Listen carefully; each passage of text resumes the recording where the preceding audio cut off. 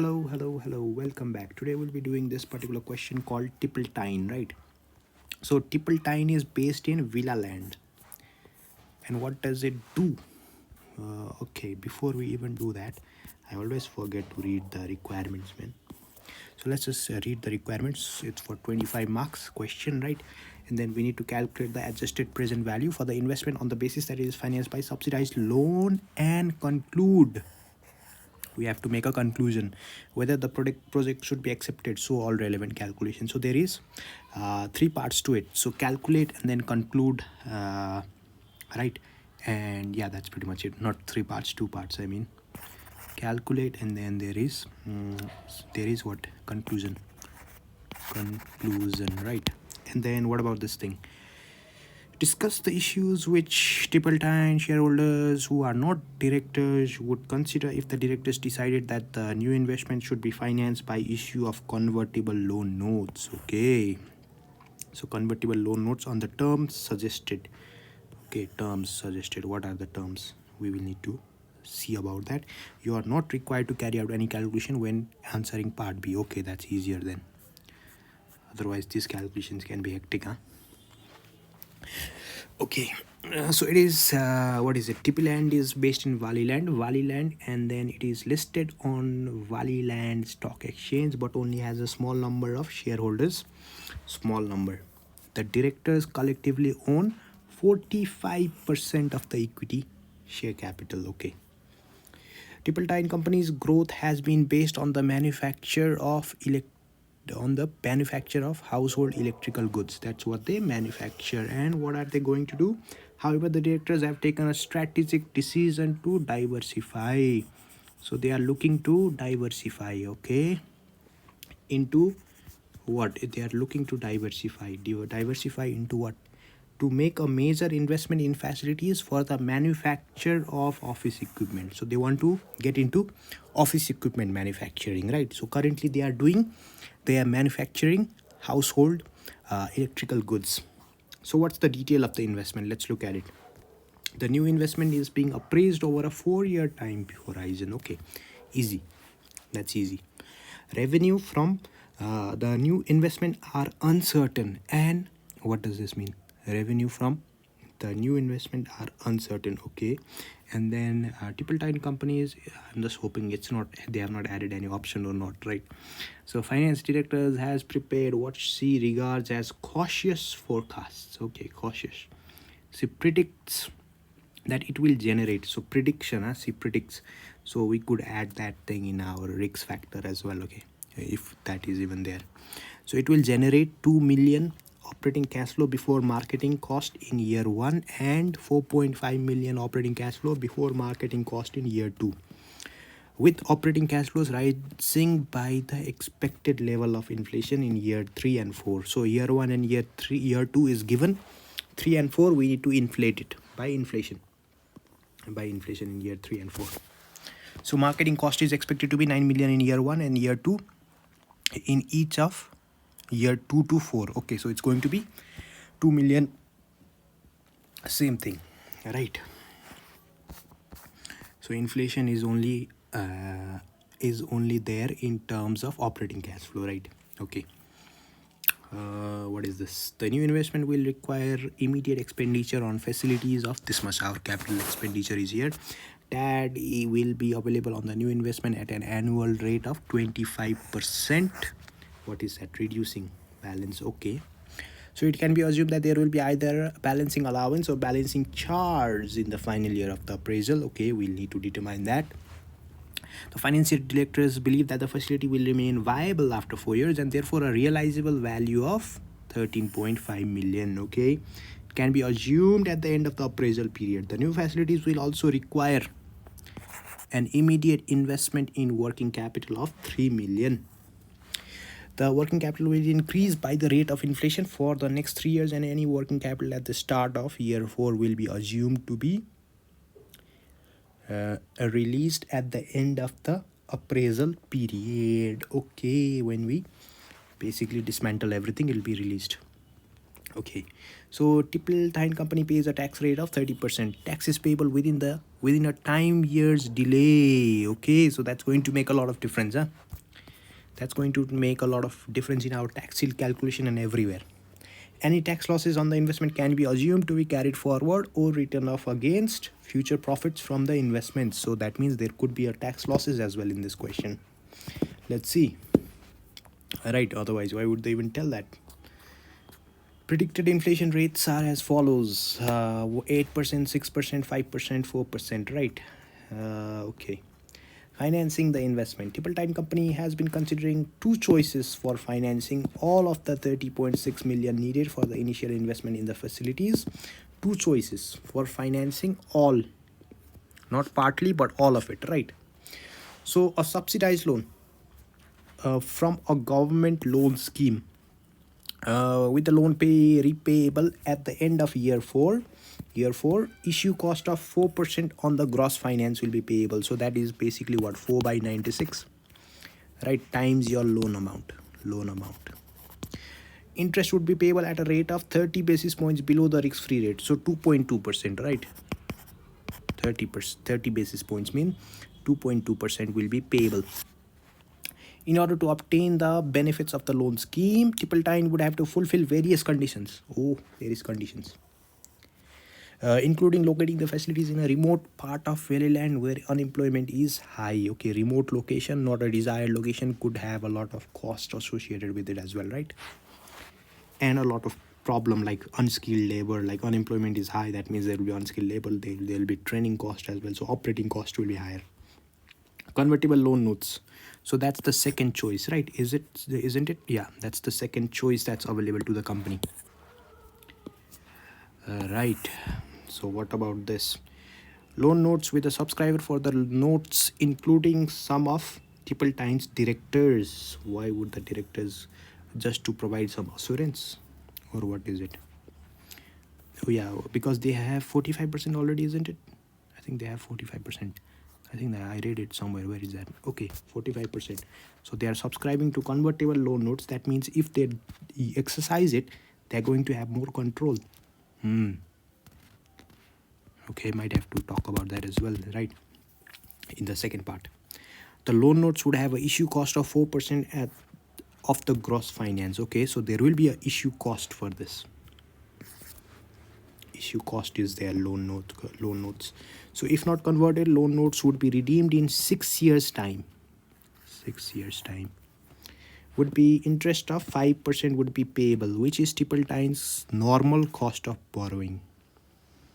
Okay, so this is 5%, right? Would have to pay interest would be 5%. We don't need to do calculation, so that's easier. Then conversion would take place at an effective price of 2.75 per share. Okay, however, the loan note holders would enforce redemption at any time from the start of year 3 if the Tippletine company's share price fell below 1.5 per share, right? Okay, if it falls below that, they have a right to redemption. Okay, Tippletine company's current share price is 2.2. The issue cost for the subsidized loan and convertible loan notes would be paid out of available cash reserves, and then issue costs are not allowable for tax deductible expense, right? So there won't be any tax shield on it. Okay, that's normally the case. In initial discussion, the majority of the board favored using subsidized loan. The appraisal of the investment should be prepared on the basis that this method of finance will be used. Okay, should be prepared on the basis, okay, that this method of finance, so subsidized loan will be used based on that.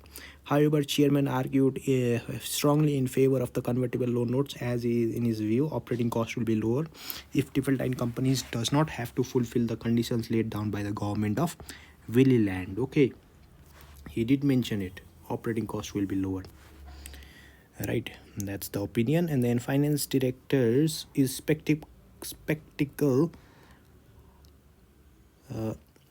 skeptical, however, about whether the other shareholders would approve the issue of convertible loan notes on the terms suggested, right? Should be acceptable to the other shareholders. What will be the impact on them? Directors will decide which method of the finance to use in the next meeting. Other information. Hamabu's company is a large manufacturer of office equipment. Remember, we are getting into office equipment, right? That's why they have given us information about this office equipment, okay? Because we need the asset beta of a new sector that we are entering into, right? Hama's company's geared cost of equity is this much. Its pre-tax cost of debt, okay, pre-tax debt is this much. These estimates are based on capital structure comprising this much, and okay, no beta, so we might have to use the M&M model. 6% irredeemable bonds trading at 107 times per 100, right? So 225 million times 107 divided by 100, right? And then 125 million equity shares trading at 3.2. Okay, so 125 into 3.2 pays an annual tax rate of 30% on its profit. Okay, let's go into the answers of it as well. Tippletine, right? Tippletine. So the only thing that I'm concerned about over here is a little bit about the convertible notes. Otherwise, everything is all right, right? And that is also discussion. We don't have to do the calculation. Okay, so yeah, APV is a commonly tested question, right? As we know as well. Make sure that you use the ungeared cost of equity to discount the project and risk-free rate, and the risk-free rate, pre-tax cost of debt or pre-tax cost of debt to discount the financing flows. Discount ungeared cost of equity and then risk-free rate to discount the financing cash flows. Okay, financing cash flows, risk-free rate or pre-tax cost of debt. Okay, what's the risk-free rate? 2.5%. So let's do the operating the base NPV first. Step 1 is always base NPV. All right, it's year 0 1 2 3 4 1 2 3 4. Okay, 5. Why is that? Because remember tax 1 year time delay. We can pay the tax in 1 year time delay. That means we'll always be paying taxes in 1 year times delay, right? Why not use the facility that you've been provided? So what's the operating cash flow? Operating cash flow, remember, we only inflating the sales thing, right? Only the, no, not the sales, operating cash flow is 2 million. So that just means 2000. 14.5 means 14,500, right? And then operating cash flow is expected to rise by 3 in real level of inflation. So in year 3 it is 5%, right? So 14,500 times 1.05, that's giving us 15,225, and that times 1.04, it's giving us 15,834, right? And that figure is correct. Marketing cost is 9 million in year 1, 2 million in each of year 2 to 4. So 9 million, 2 to 2. So that means we are getting our cash flow before tax. Oh, there is a loss. Remember they talked about, where was that losses thingy, carried forward and written off, and that is in year 1. I mean, it can be done in like a year time delay, right? So we have to do some calculation for that. Taxation. So first of all, let's calculate the TAD, right? So what's the, is it balancing charge or balancing allowance? So investment is 3,600. TAD is basically 25% reducing balance. Year-end value is basically after you subtract the depreciation, you get remaining balance is this much, 22,950. In the second year, you have a depreciation, and then you get the thing as well.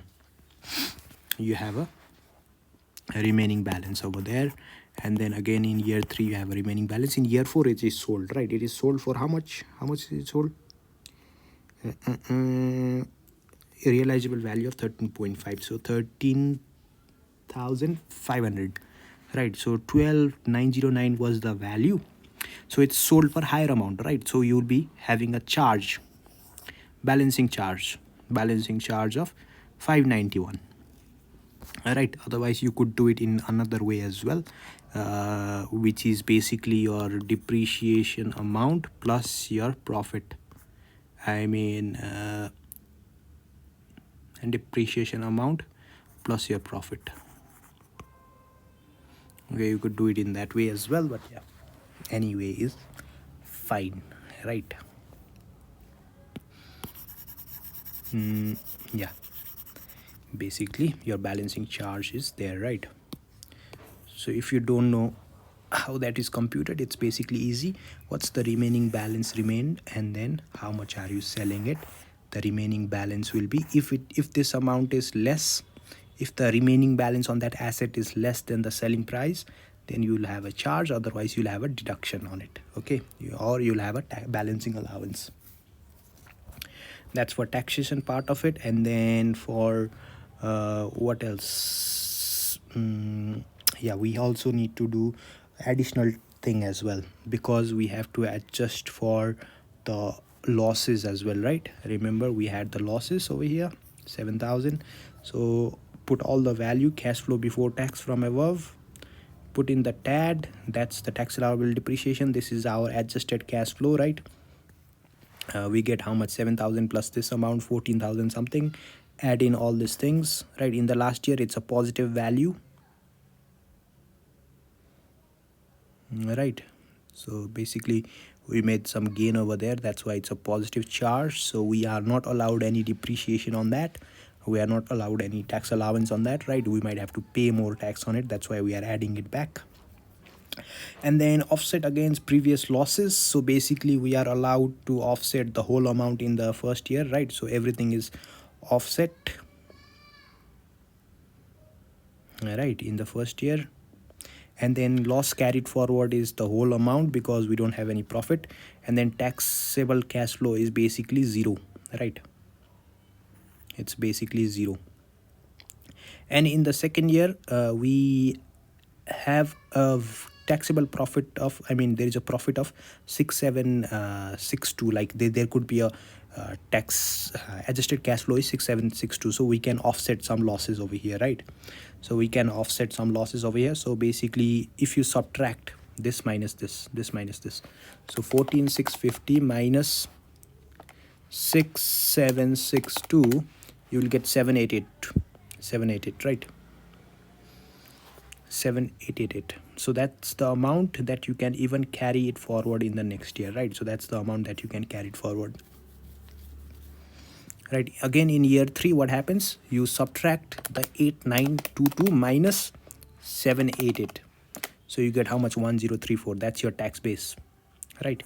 That's your tax base. In the year 3 there is no any previous losses that can be carried forward, right? So there is no losses that you can basically deduct it against, so there is nothing on that. So your tax base is 14,000, and then you have to charge a tax on it, 30%. So that's like 30% on this 1,000, right? And then this 30,000. In the year 0 it's 0, and then 0 times 30% is 0, right? Of course. And then normally in this kind of calculation what they normally do is they put this year thing at the last as well, you know why? Because you will be paying these taxes on year 4, but it is incurring in year 3, but you will be paying. Remember, it's payable within a year time delay, so it can be paid after a year as well. So that's why we are writing 4 and 5 over here. Okay, that's the only thing.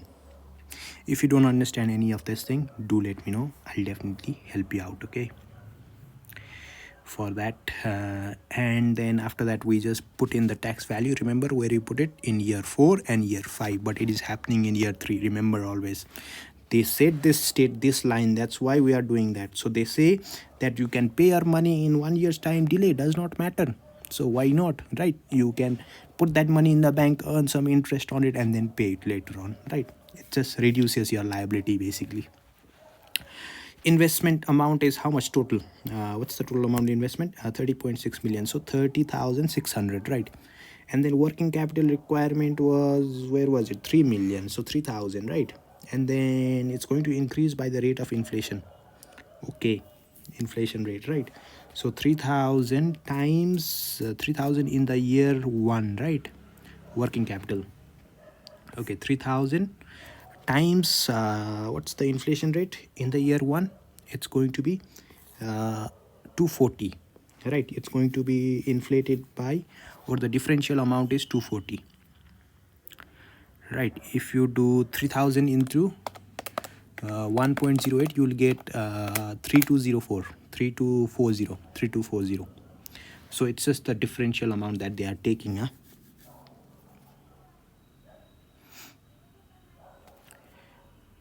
Yeah, it's just going to be in the year 0 it will be 3000 that will be paid, and then in this year it will be 3000 and then 3240.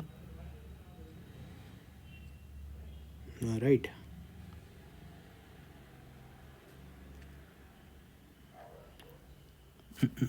What am I doing? It will be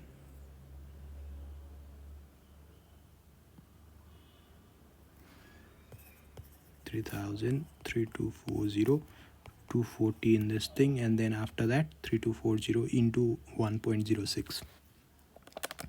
Okay, so that's how you basically compute all your differences, right? So you basically add in the figure over here, 3240, and then at the end of the period you get all this thing. And always remember, your last 4th year figure should always equal to that figure, huh? Normally that's what should happen. Okay, that's what should happen. That's one way of checking it as well.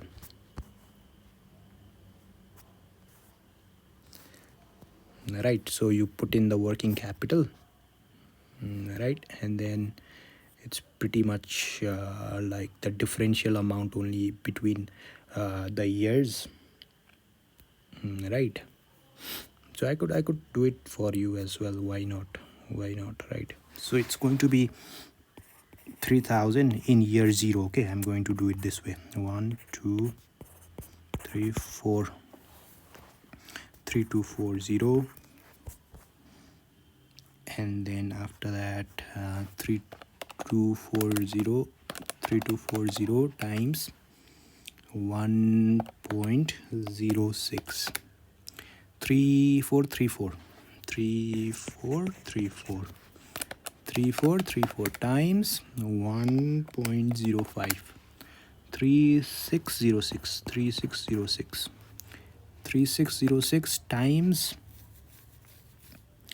1.04, so 3750. In the first year you will be needing 3000, the whole amount, right? And then in the 0 year, in the first year you will be needing the differential amount, 240, this minus this, again this minus this, right? It will be how much? 3434 minus 3240, it will be 194. Then again it will be 3434 minus 3606, 172. In the last year, what will happen? You won't basically need anything, right? So you won't basically need any working capital. So what you will do, you will be getting back your money. Okay, so you will be getting back your money. So how much money you will be getting? You just add in all this thing, it will be 3606, and your this figure, third year's figure should be equal. Okay, it should be equal. In the years 4 it will be 0. Okay, don't worry about that. So you only need it until year 3.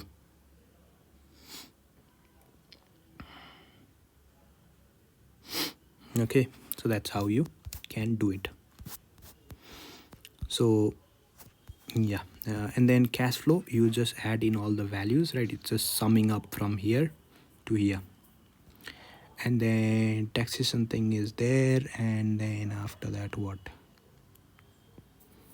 We just have all this figure, we just added it up, right? So we just get our cash flow. And then in the year 5 as well, you need to create this as well, year 5, because all the taxes are being paid in 1 year delay, that's why. Okay, always remember, sometimes they might tell you to pay half taxes. Okay, in that also there will be a bit of a calculation that you have to do. So discount factor, we need to find out. Remember, we are doing APV. APV means asset beta based on, we need to discount it at asset beta, as if like we are removing all the financing effect of it. That's why we are not discounting at WACC. Okay, we don't want any, we discount it as if like it is all equity financed, and we leave the financing effect in the, we separate it out. That's why we are, that's the main purpose of doing APV. Okay, so ungeared cost of equity, right? We need ungeared cost of equity for manufacturing of office equipment, right? For that we have this information provided to us, and in that we don't have any beta, so we use M&M thing. Yeah, I think that's what they used over here. You see the formula is over there. You will be given it in the formula sheet as well, right? And then what else? First of all, for that as well, we will need to compute the market value of debt, right? Market value of debt is basically, it's a irredeemable debt, and it is 225 million times 107 by 100. That's where this 107 is coming from, right? So that's giving us the value of debt. Sometimes you might have to calculate the value of debt as well.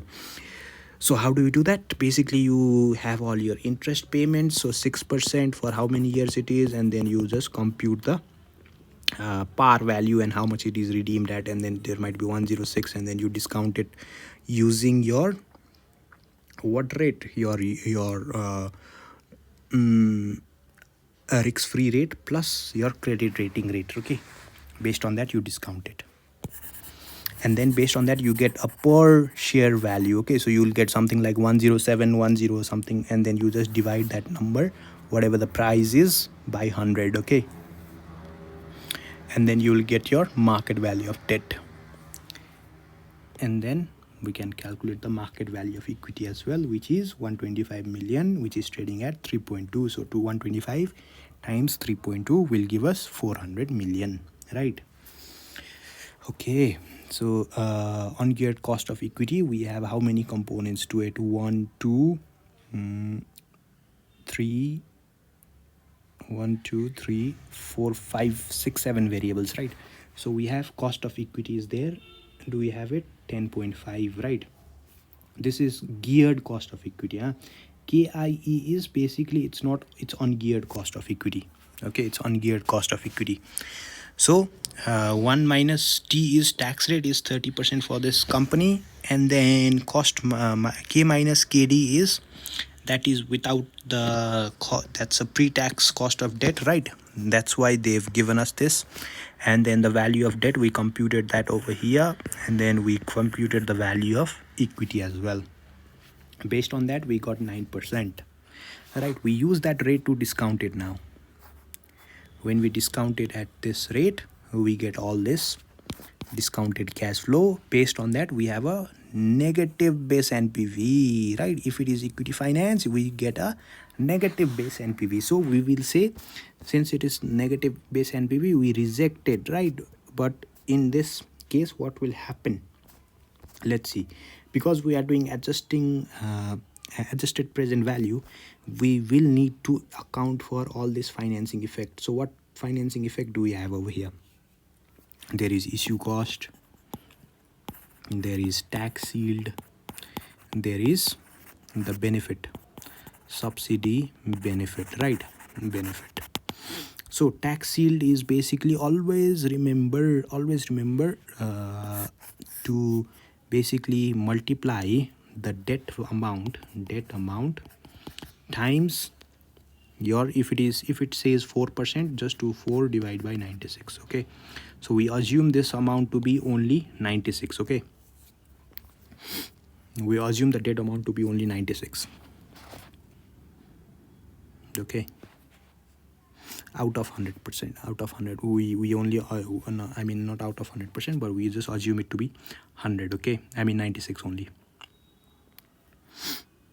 And then after that we basically if you do this thing and this kind of thing as well, two-step method or this thing, you remember they are multiplying it with again 0.4. so if you just multiply 36,000 times your 4 divided by 96, you will get 1,275,000. yeah, same amount, right?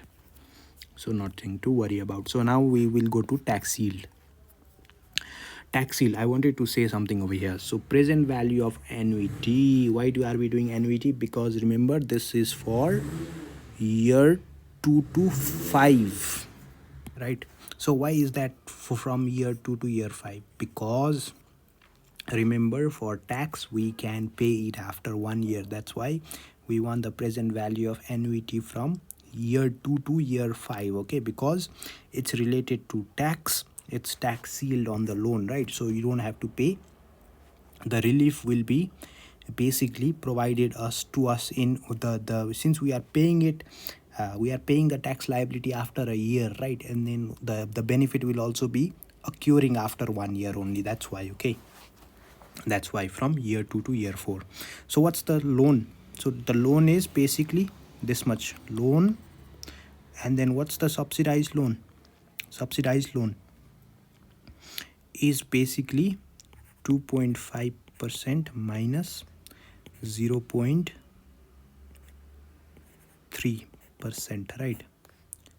So the subsidized rate is basically 2.2%, right?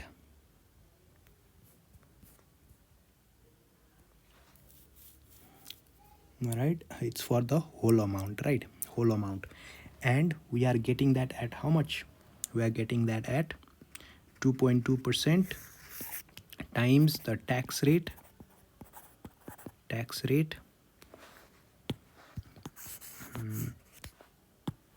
loan amount subsidized rate times tax times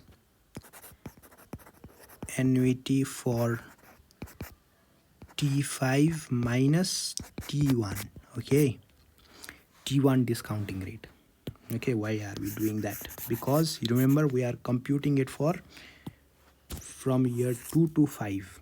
Okay, another thing I wanted to talk. Okay, that's the thing, right? So if you see your annuity table, right, so I will just pull up the annuity table.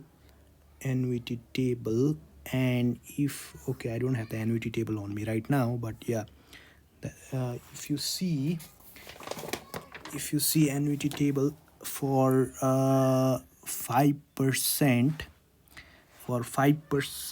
at how many years? For 5 years, 5% at 5 years, you will get 4.329, right? Minus the 5% for 1 year is 0.952. Okay, so why did we take 5%? How did we know 5% discounting rate should be used, right? Because we used 5%. Assume 5% is the cost of debt. We are assuming it, okay, based on this data. Okay, so based on, like, it is Tippletines normal cost of borrowing, right? Which is not Tippletines normal cost of borrowing. So based on that, so if you're borrowing at a normal time, right, you would be paying 5%, right? So otherwise what you could do is you could discount it at the risk-free rate as well, 2.5%. That is also allowed. You see, tutorial note. 2.5% could have been used for discounting the financing cash flows, right? So based on that, you will have a subsidized loan, would provide you a tax yield of how much? 682,000, right? Then you have to calculate the subsidy on it as well, right? So subsidy is basically your loan minus your loan times your interest rate, 5% minus your debt thing minus. So you will have to do 5% minus 2.2%, right? 2.2%. That's the benefit that you're getting out of this subsidized loan, right? So 2.8%. That's the rate, right? That's the rate. 2.8% is your benefit times your, how much will that be for how many period? Benefit you're getting for 3 year only, right? For 3 year only, at 5%, right? At 5%, 5% at 3 year, 3.5, right? So that is annuity at 5% for T3. Okay, Why are we doing that? Why are we doing that? You might be asking the question. Remember, we did T5 minus 1. The benefit will only be, it is incurring in this particular year, right? In this particular period for only how many years? For only 4 years at T4. Sorry, T4, huh? For 4 years only, right? It's not occurring for 5 years, but the tax on this thing is basically, it's providing us for longer period of time. That's why we need to calculate the tax loss relief lost as well. Okay, the benefit is for 5% at T4, right? And then the tax relief lost is basically how much did you lose. So there will be some losses on it, right? Because you are not paying the interest at 5%, you are rather paying the interest at 2.2%. You are losing a rate of how much? 2.8% tax relief, right? So your loan amount times the amount that you lost was 2.8% times, so 2.8% was the tax relief that you lost because you did not pay tax, you did not pay interest on the loan at 5%. Okay, that's why you lost 2.8%, right? And then what's the tax rate? 0.3 times when is the tax payable? It's payable after 1 year, right? So we have to use the annuity at T5. Okay, 5% at T5. Okay, so 5% at T5 minus the 1 year value. Okay, always deduct the first year value. Do not do like 5% at 4 years value. Don't use that. Okay, that can't be done. So you have to subtract it only. If you use the other value, you will be getting what?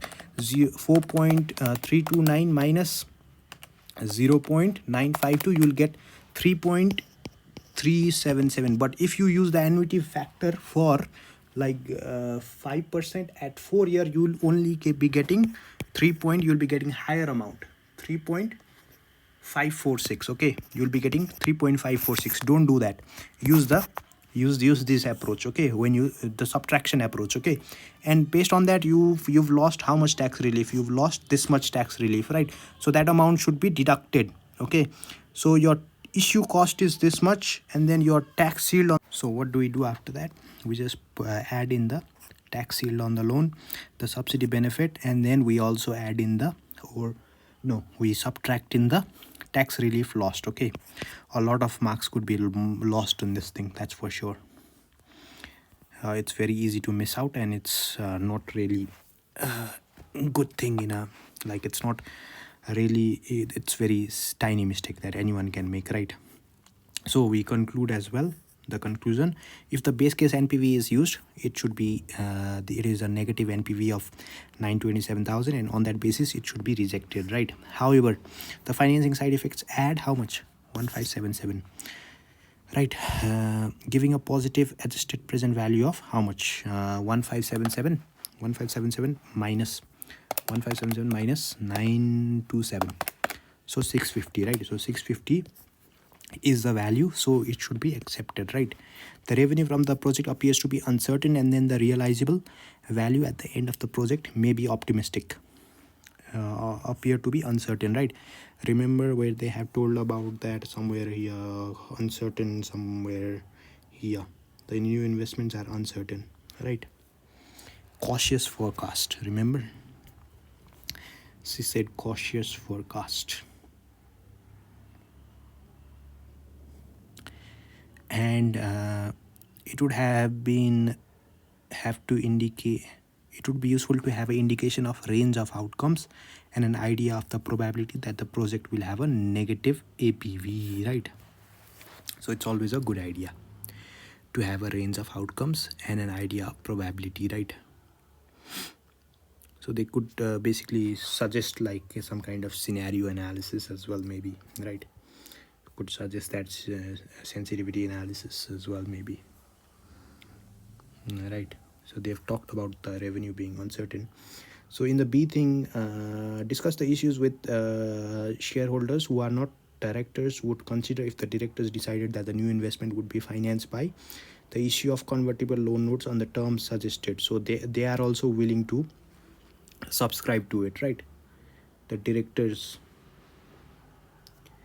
are also willing to subscribe to this, right? So what's the advantage and disadvantage? Is it discuss the issues, right?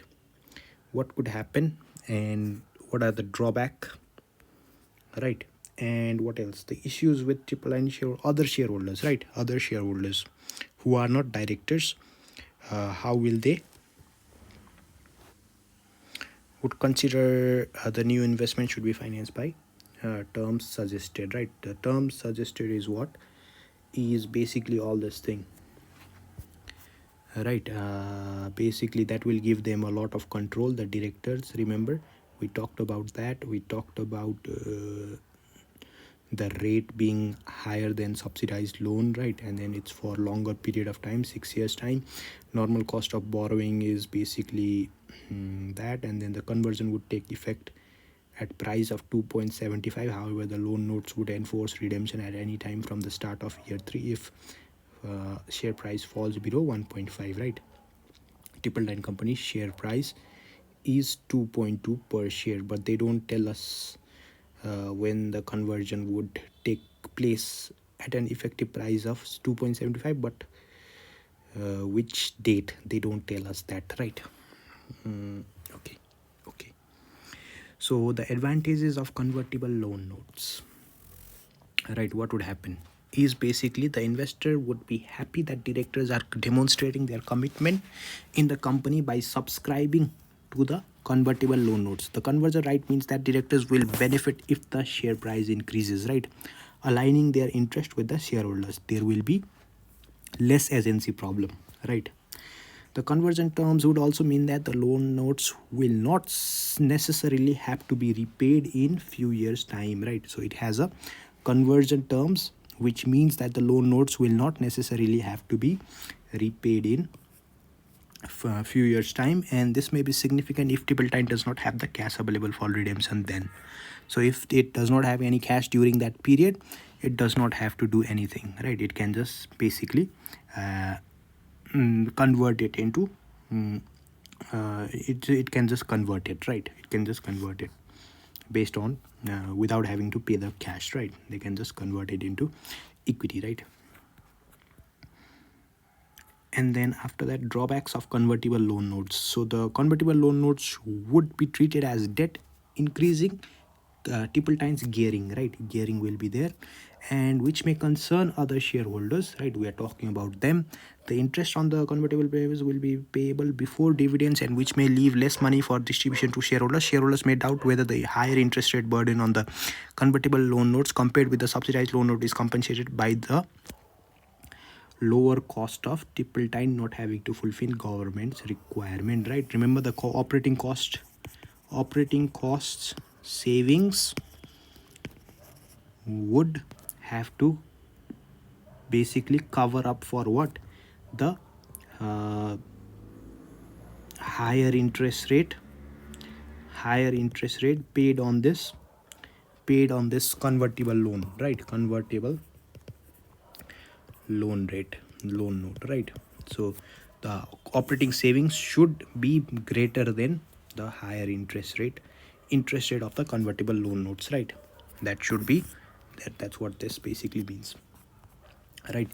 And then the other shareholders may also be concerned by the interest rate on the convertible notes being Tippletine normal cost of borrowing. The option to convert is an advantage for convertible loan note holders. They would often effectively pay for this option by receiving a lower rate of interest. Remember, always whenever you have a convertible loan notes, right, they would be offered a less interest rate because they have the right to convert it into equity, right? So they would be paying less interest rate, but the normal rate of borrowing for the company itself is 5%, and then you are paying same thing for convertible debt as well, convertible loan notes as well.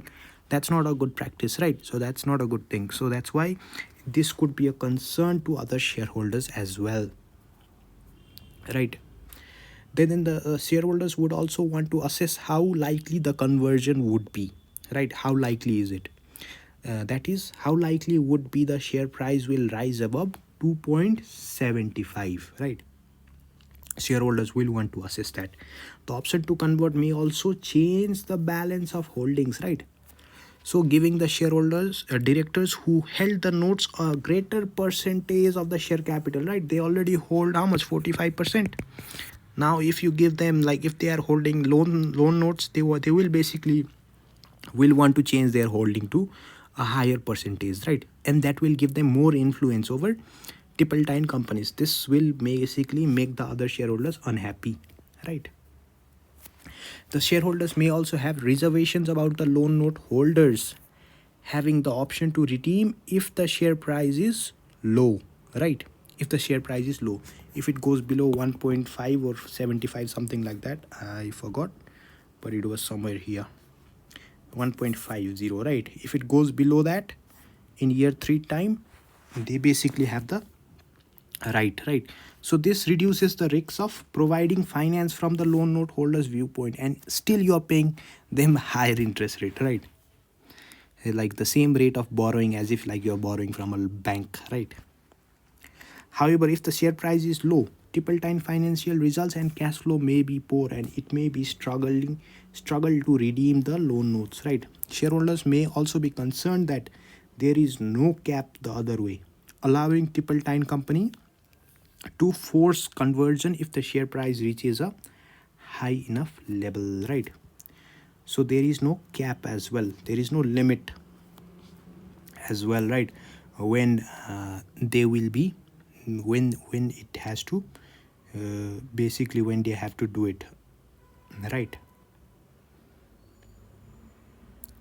So if the share price becomes high, then reaches high enough level, then it's not saying when they have to convert, is it?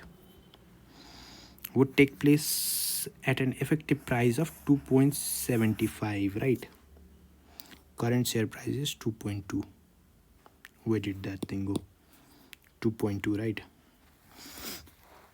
If the share price is too low, then the cash flow may be poor and it may be struggling to redeem the loan notes, right? In that way they can still basically redeem, not redeem, they can convert it to equity, right?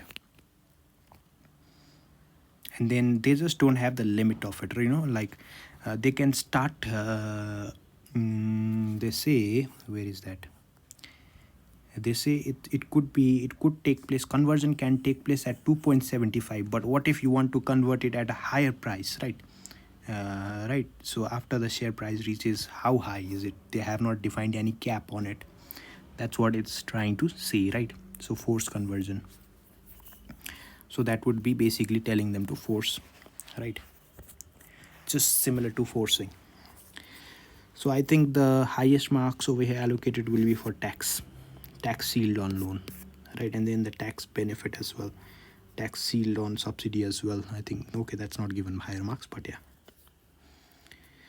Other than that, what else? Taxation is given 2 marks, okay.